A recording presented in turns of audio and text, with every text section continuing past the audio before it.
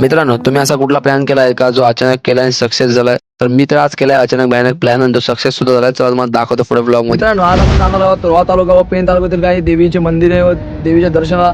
तर चला पुढे ब्लॉग मध्ये कंटिन्यू करा. मित्रांनो, नवरात्री तर संपली पण आपण कोणत्या देवीच्या दर्शनाला गेलो नाही, कारण का तिकडे नवरात्रीमध्ये खूप गर्दी असते. म्हणून आपल्या आजूबाजूच्या गावातील काही देवी त्यांच्या मंदिरात व त्यांचे दर्शन घेण्यासाठी. मित्रांनो, पहिले आपण सुरुवात केली आकादेवी शेतपळशी ते या देवीच्या मंदिरात गेलो. तिकडे पाय वगैरे पडलो कारण नवरात्री संपली होती आणि आम्ही लास्ट दिवशी चाललेलो. हा ब्लॉग जरा लेट येतोय पण थेट आहे.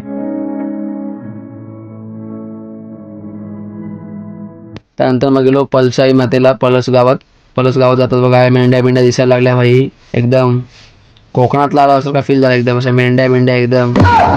नंतर त्यानंतर पोहोचलो मग पलसाई मंदिराचे मंदिर.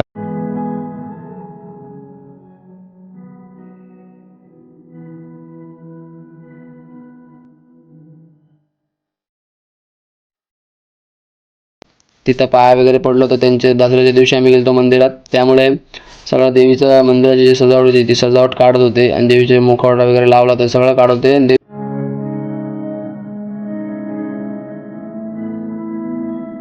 त्यानंतर मग गेलो इथनं थेट मित्राच्या घरी. पलसमध्ये आमचा मित्र आहे विनय शिर्के, त्याच्या घरी गेलो. त्याने आणला थंडा मस्त की एवढ्या उन्हातला गेलो भाई, बरा वाटला. त्यानंतर हा बघा ह्याची जरा गेली चेष्टा मस्करी आणि ह्याला गेला बाय आणि बोललो भाई चला तू विसरलास, आम्ही नाही तुला विसरलोय, आमच्या पण घरी काहीतरी येत जा. असं बोलून निघालो आमच्या नागोठण्यात. तर मित्रांनो, नागोठण्यात पोचता क्षणी आपण पहिले गेलो बाजारपेठेतनं मस्त की असं आपलं नागोठणा बघत तुम्हाला दाखवतो आपल्या नागोठण्यातली पहिली देवी मरियाईच्या मंदिरात जाऊया. तिथे गेलो मरियाईच्या मंदिरात आपण पाया पडलो. तिथं गेल्यानंतर पहिले मरियाईच्या मंदिरात पाया पडलो.